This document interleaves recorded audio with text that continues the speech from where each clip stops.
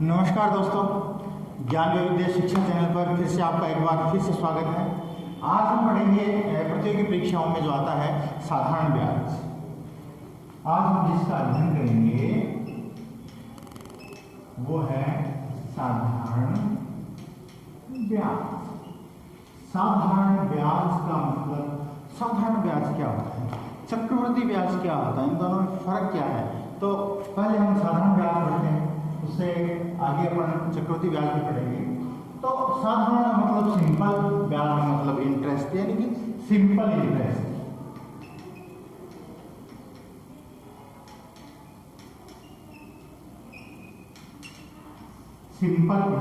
Simple interest क्या होता है, किस तरह से ये लगता है। तो सिंपल इंटरेस्ट के दो रूल्स आप समझ लीजिए कि साधारण ब्याज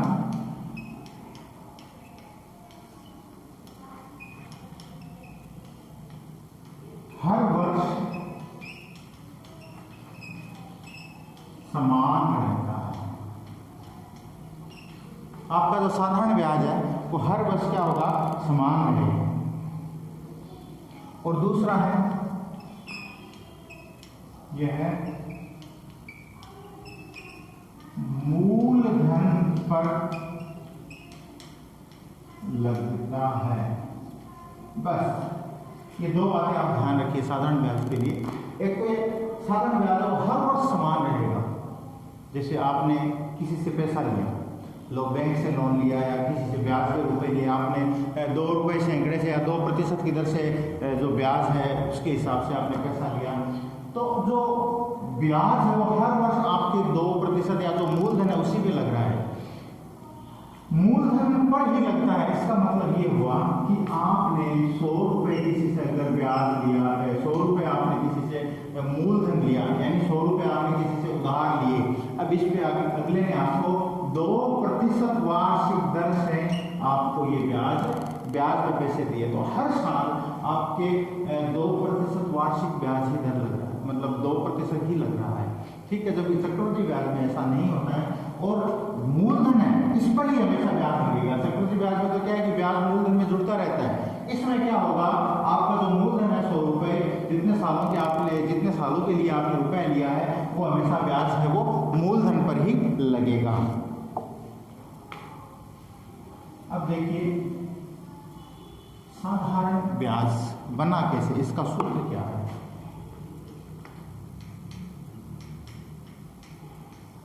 साधारण ब्याज का जो सूत्र होता है वो होता है मूलधन गुणा दर गुणा समय बटे 100। देखिए ये सूत्र बना कैसे है। आपने कोई मूलधन लिया, मान लीजिए 500 रुपये या 5000 रुपये आपने किसी से उधार लिए, किस दर पे आपने वो रुपये लिए, आपने 5% के लिए, सपोज आपने 5% के लिए, तो 5000 जो यहाँ पर जैसे प्रतिशत लगा तो इसका मतलब प्रतिशत का मतलब क्या हो गया, 5/100 हो गया। अब कितने समय के लिए आपने, 1 साल के लिए, 2 साल के लिए, 3 साल के लिए, जितने भी समय के लिए आपने पैसा लिया है वो समय यहाँ पर आ जाएगा। मान लीजिए आपने 3 साल के लिए तो यहाँ पर 3 आ जाएगा, यानी कि समय है वो 3 आ गया। तो आपका ये सूत्र बन गया मूलधन गुणा दर गुणा समय बटा 100, और ये साधारण ब्याज का आपके सूत्र हो गया। अब देखिए जो सूत्र है वो बाकी के कैसे बनेंगे, ध्यान से देखिएगा। आपने मूलधन लिया किसी से, यानी कि रुपए लिए किसी से उधार, फिर आपने 2 वर्ष के बाद, 3 वर्ष के बाद उसको ब्याज सहित उसको ब्याज भी दिया। जब मूलधन और ब्याज दोनों मिल गए तो इसका मतलब ये जो हो गया वो अमाउंट हो गया, यानी कि मिश्र धन, इसको हम बोलते हैं अमाउंट। मूलधन और ब्याज मिलकर क्या हो गया, आपका मिश्र धन हो गया। अब हमने जो अभी सूत्र लिखा, इसका सरल ब्याज का, सरल या साधारण एक ही बात है, सरल ब्याज का हमने जो सूत्र लिखा वो था मूलधन गुणा समय गुणा दर बट्टा 100। अब अगर मान लीजिए हमें ब्याज दिया हो, मूलधन ज्ञात करना हो या समय दिया हो, मतलब ये समय ज्ञात करना हो या हमें दर ज्ञात करनी हो, तो उस स्थिति में सूत्र में क्या फर्क आ जाएगा। देखिए ये दोनों आपस में गुणा हो जाएंगे, यानी अगर हमें मूलधन ज्ञात करना है, हमें अगर मूलधन ज्ञात करना है तो ब्याज गुणा 100 बटा समय गुणा दर सूत्र हो जाएगा। अगर हमें दर ज्ञात करनी है, आपको अगर दर ज्ञात करनी है तो ब्याज गुणा 100 बटे दर हमें ज्ञात करनी है, तो बच गया क्या, मूलधन और समय, तो मूलधन गुणा समय हो जाएगा। अगर हमें समय ज्ञात करना हो, समय ज्ञात करना हो तो समय का सूत्र क्या लग जाएगा, वो का वो कि ब्याज गुणा 100 बटे, अब समय की जगह क्या हो जाएगा, मूलधन गुणा दर, मूलधन गुणा दर। तो देखिए दर, समय और मूलधन तीनों के ये अलग अलग सूत्र हो गए, और ये आपके साथ इसका सरल ब्याज का सूत्र हो गया, और ये आपका मूलधन और ब्याज मिलकर क्या बन जाते हैं, मिश्र धन बन जाते हैं। ये मिश्र धन का सूत्र हो गया।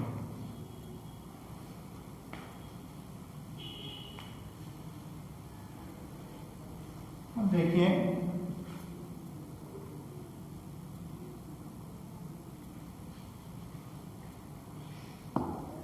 जो भी व्यक्ति पैसे उधार देता है, चाहे वो बैंक दे, चाहे वो अपन किसी निजी आदमी से ब्याज के रूप में, कर्ज के रूप में ब्याज दे के पैसे ले लें, तो हर आदमी ये चाहता है कि जो पैसे दे रहा है वह जो कर्जा है वो आपको ऋण इसलिए देता है, चाहे बैंक हो चाहे कोई पर्सनल व्यक्ति हो, कि उसने जितनी पूंजी दी है उससे बढ़कर उसको वो पूंजी वापस मिले।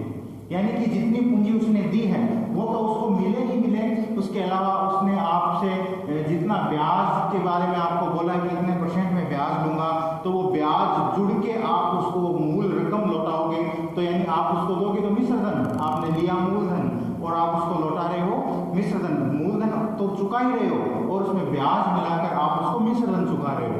तो हर व्यक्ति ये चाहेगा कि हमने जितने रुपए दिए हैं, लोन के रूप में दिए हैं, उससे बढ़कर वो जितना ब्याज है वो मिलकर मुझे वापस मिले। तो इस कंडीशन में क्या होता है, हम कुछ सवाल करके देखते हैं कि मान लीजिए, अब मान लीजिए मूलधन किसी ने कहा, किसी ने 2000 रुपये, आपने किसी से 2000 रुपये लिए, मैंने किसी से 2000 रुपये लिए, तो मूलधन है वो 2000 रुपया हो गया। अब दर, कितने % ब्याज की दर से हमने वो रुपए लिए, तो अगला आपको 2% ब्याज की दर भी दे सकता है, 5 दे सकता है, वो आपने जो भी लिया हो।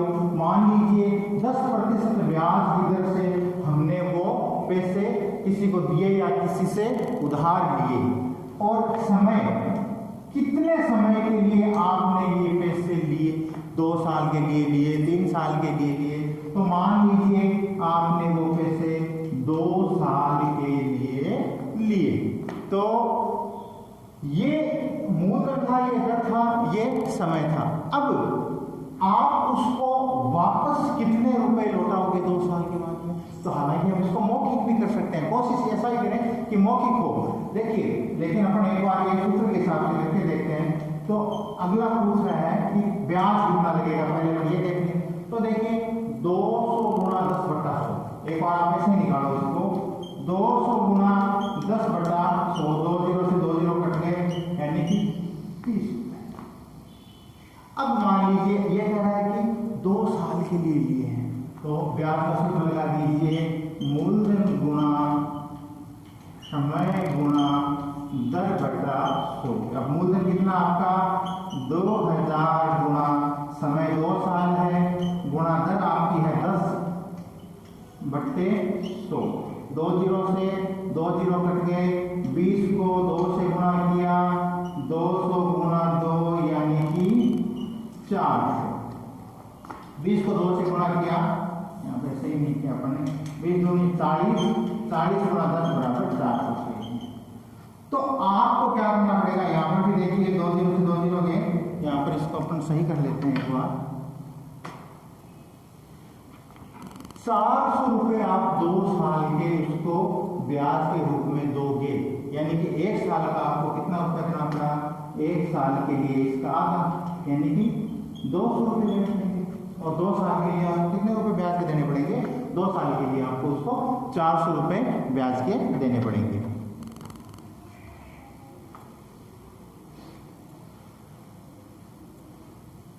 अब देखिए, मान लीजिए फिर मैं कोई सवाल लेता हूँ, मैंने लिखा, कोई दूसरा सवाल ले लेते हैं इसके लिए।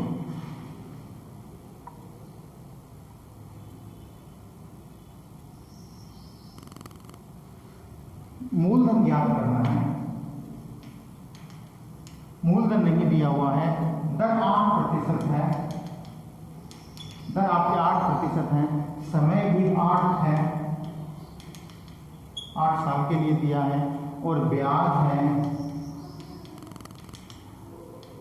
6080 रुपये। तो हमें इस सवाल में मूलधन याद करना है। तो मूलधन याद करने का मैंने आपको सूत्र लिख के बताया था कि मूलधन बराबर ब्याज गुना 100 बटा समय गुना दर। तो मूलधन बराबर ब्याज कितना है आपके पास, 6080 रुपये, तो 6080 गुना 100 बटा समय और दर कितना है, 8 गुना 8। सीधी सी बात है, अगर आप ये सूत्र लगाओ और न लगाओ तो आपको इन दोनों को गुणा करना होता है।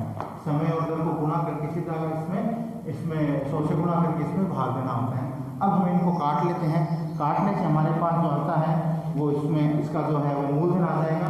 और इस तरह से मान लीजिए कहीं पे आपको मूलधन नहीं दिया हुआ हो, कहीं पे आपको दर नहीं दी हुई हो, कहीं पे आपको समय नहीं दिया हुआ हो, तो आप इस तरह से इन सूत्रों में वैल्यू पुट करके उसके मान को निकाल सकते हैं। हम कुछ सवाल और लेते हैं।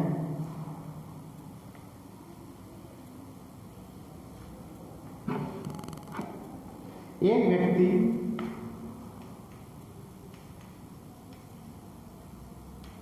एक व्यक्ति 8% की दर से 8% की दर से पैसा उधार लेकर 12% की दर से आगे देता है।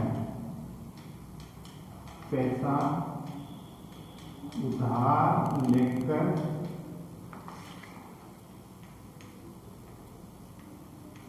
12% ब्याज की दर से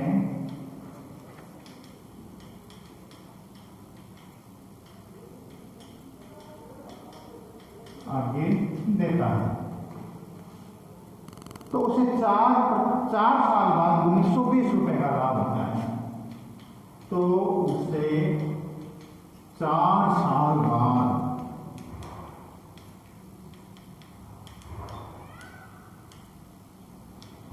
1920 रुपए का लाभ होता है।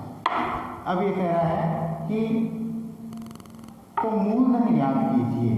तो मूलधन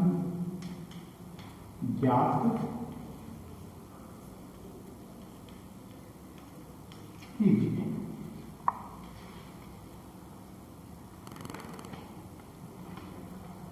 देखिए, एक व्यक्ति 8% की दर से पैसा लेता है, 8% की दर से उसने पैसा लिया और आगे जाके उसने 12% की ब्याज की दर से पैसा दे दिया। वापस जब जो बंदा है इसको चुकाएगा वो 12% की दर से चुकाएगा और ये क्या करेगा, आगे 8% की दर से चुकाएगा।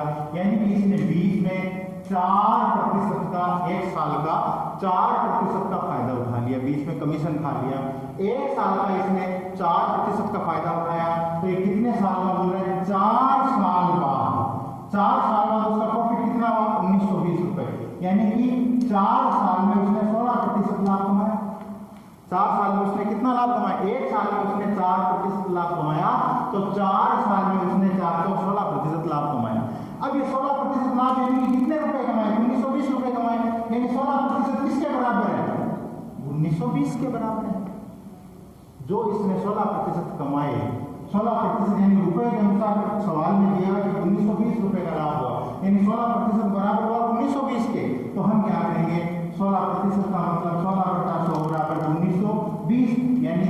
1920 गुणा 100/100।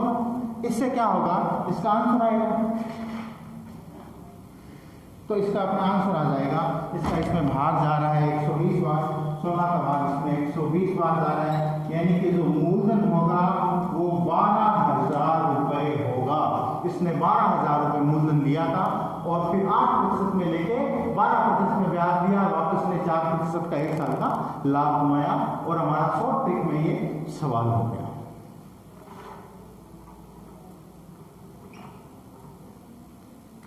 अगला सवाल एक और देखते हैं। देखिए अगला सवाल है, किसी राशि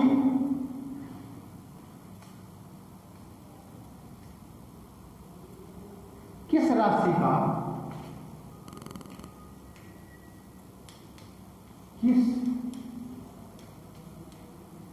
किस राशि का 15% साधारण ब्याज की 15% साधारण ब्याज की दर से 8 मास का साधारण ब्याज 8 मास का साधारण ब्याज 54 रुपये हो जाएगा। देखिए इस बार इसने क्या कहा कि 8 मास का कहा, न कि 1 साल का कहा है, तो हम महीने को साल में बदल लेंगे, यानी कि 8 मास का मतलब इसमें साल कितने हो गए, 8/12 वर्ष, यानी कि 8 और 12 कट रहे हैं, 2/3 वर्ष। ये हमारा समय हो गया। अगर आपको महीनों में दिए हुए हो तो आप उनको क्या करें, पहले साल में बदल लें। अब हमें पूछा क्या जा रहा है, किस राशि का, यानी कि मूलधन पूछा जा रहा है। हमें पूछा क्या जा रहा है, किस राशि का 15% साधारण ब्याज। तो मूलधन का सूत्र क्या हो गया हमारे, 100 गुना ब्याज या ब्याज गुना 100, ब्याज गुना 100 बटा दर गुना समय। अब ब्याज गुना, या आपको सारा कुछ दर दिया हुआ है, ब्याज इधर से पूछा है, ब्याज अब इसने कहा कि 54 रुपये हो जाएगा, तो सारा का सारा वैल्यू अपने पास है, तो हम क्या कर देंगे, मूलधन बराबर ब्याज अपने पास कितना है, 54 रुपये, तो 54 गुणा 100, 54 गुणा 100 बटा दर कितनी है 15 गुणा। अब देखिए समय अपने पास कितना है, 2/3 है, लेकिन जब ये उल्टा होगा तो क्या हो जाएगा, 3/2 हो जाएगा। यहाँ पर क्या हो जाएगा, 3/2 हो जाएगा। अब हम क्या करेंगे, इनको काट लेंगे, तो हमारे पास क्या है, मूलधन आंसर आ जाएगा। तो इस तरीके से ये अगला सवाल हमने हल किया।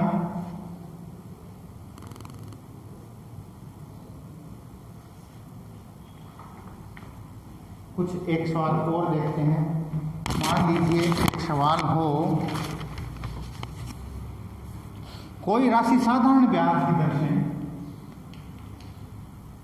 कोई राशि साधारण ब्याज की दर से 3 वर्ष में 48 रुपये हो जाती है। 3 वर्ष में 4,800 रुपये हो, 3 वर्ष में 4,800 रुपये हो जाती है, तथा 5 वर्ष में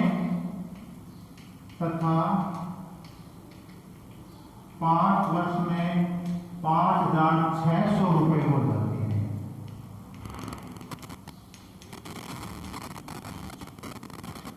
तो वह राशि बताइए, तो वह राशि, बहुत सिंपल सा सवाल है।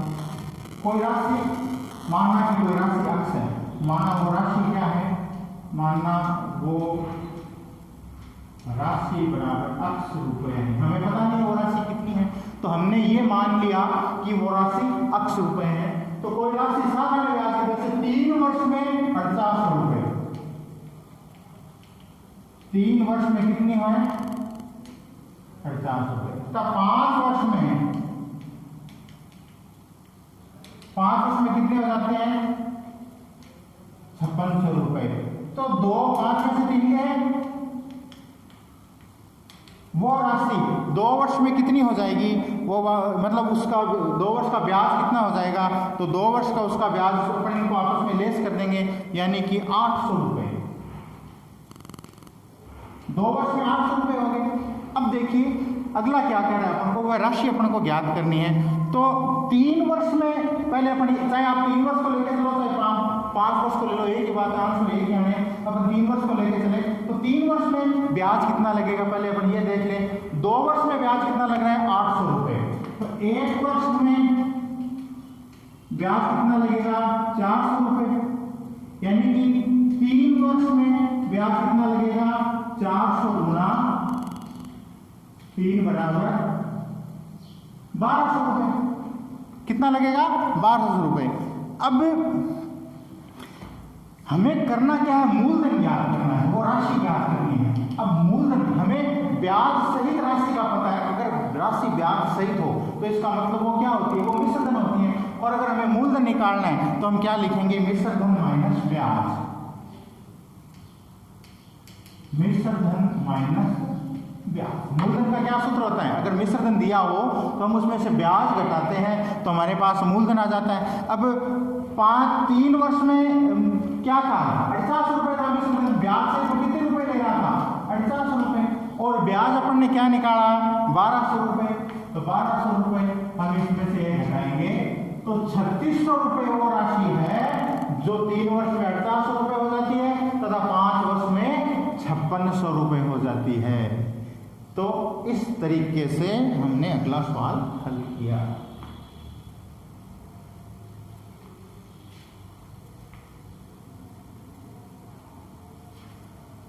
एक सवाल और देखते हैं।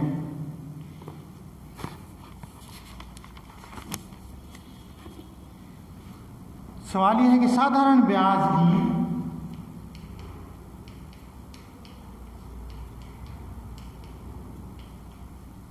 हम अभी सारे सवाल साधारण ब्याज के हल कर रहे हैं। साधारण ब्याज की 8% की दर से 8% की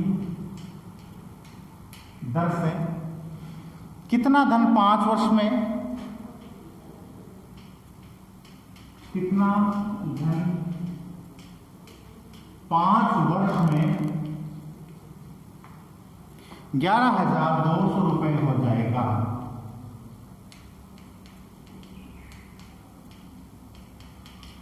सवाल है साधारण ब्याज की 8% की दर से कितना धन 5 वर्ष में 11,200 रुपए हो जाएगा। तो हम पहले क्या मान के चलेंगे कि माना वह धन बराबर x रुपए है। अब अपना साधारण ब्याज का यहाँ पर सूत्र लगा देंगे। साधारण ब्याज का क्या सूत्र है?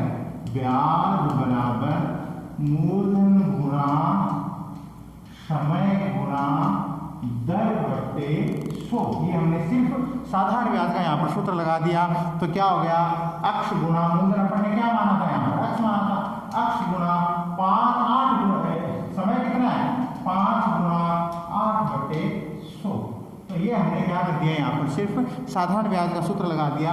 अब इनको काट लें। 8 40 x बटे 100, 0 से 0 कट गया यानी 2 बटे 5x। ये हमारा इसका साधारण ब्याज हुआ। अब देखिए मिश्र धन, ये जो 11,200 रुपए का ब्याज सहित आया हुआ है इसलिए क्या है? ये मिश्र धन है। तो हम मानेंगे कि मिश्र धन बराबर क्या है? आपके पास 11,200 रुपए है। अब देखिए मिश्र धन निकलता कैसे है? मिश्र धन आपको बताया था कि मूलधन प्लस ब्याज। अगर हम मूलधन और ब्याज को जोड़ेंगे तो हमारे पास मिश्र धन आ जाएगा। मूलधन अपन ने क्या मान के चले थे? मूलधन अपन ने x माना था और ब्याज क्या आया? 2x बटा 5। तो x प्लस 2x बटा 5 ये हमारे सामने आ गया। अब चूंकि मिश्र धन हमें दिया हुआ है 11,200 तो बराबर 11,000 ये 200 अपन ने क्या लिख दिया? इसके बराबर में लिख दिया। अब इधर से थोड़ा सा सवाल निकाल देंगे, ये जगह हो जाए। अब इसको हल करेंगे। बटा 1 लिख सकते हैं 11,200 बराबर 5 एलसीएम आ गया तो 5x प्लस 2x तो 11,200 बराबर 7x/5। अब हम क्या करेंगे, x की वैल्यू निकालनी है हमें, तो 7/5 इधर आएगा तो क्या हो जाएगा 5/7 हो जाएगा, उल्टा होगा तो क्या हो जाएगा, इधर आएगा तो 5/7 हो जाएगा। यानी कि हम क्या करेंगे x बराबर 11,200 गुणा 5/7, 11,200 गुणा 5/7। जब हम इसकी वैल्यू को निकालेंगे तो इसका अपने पास जो आंसर आएगा वो आ जाएगा 8,000 रुपये। यानी कि जो x की वैल्यू थी वो हमारे पास क्या आ गई, 8,000 रुपये आ गई। तो हमें ज्ञात क्या करना था, x यानी कि वो मूलधन ज्ञात करना था जो अपन ने माना था, तो अपने पास वो आंसर आ गया 8,000 रुपये। तो दोस्तों अपन ने साधारण ब्याज के कुछ सवाल इस आज के दिन अपन ने हल किए, साधारण ब्याज के कुछ, चक्रवृद्धि ब्याज के भी सवाल बाकी हैं, साधारण ब्याज के भी कुछ बाकी हैं जो हम नेक्स्ट वीडियो में हल करेंगे। तो इसी चैनल पर आप ये देखते रहिए, प्रतियोगी परीक्षाओं में आपके चैप्टर में हैं तो इनको समझते रहिए। तब तक के लिए धन्यवाद।